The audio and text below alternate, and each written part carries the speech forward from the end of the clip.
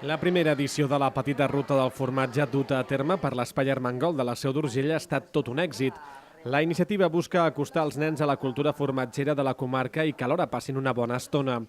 La ruta comença amb una explicació dels orígens del formatge i de la tradició formatgera de l'Alt Urgell a la planta específicament dedicada al formatge de l'Espai Armengol.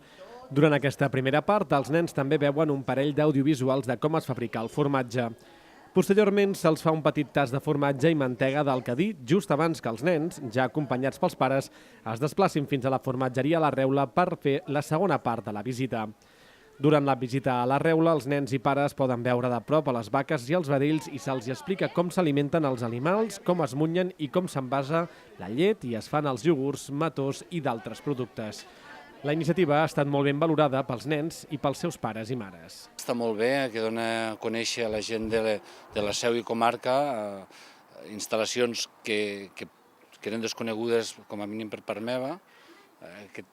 Aquesta és una zona que sempre passem per aquí al costat per la carretera sense veus a l'edifici i ni t'imagines tot el munt de bestiar que hi ha aquí ni el que produeixen. Quan hem vingut aquí a la casa i hem pogut fer el tastet de iogurts, crema de iogurt, llet, mató i d'altres productes de la Reula.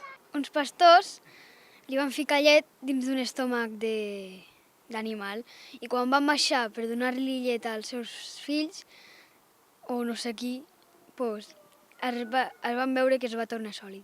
L'èxit de la primera edició de la petita ruta del formatge fa que ja s'estigui estudiant l'opció de fer-ne una altra de cara a la primavera.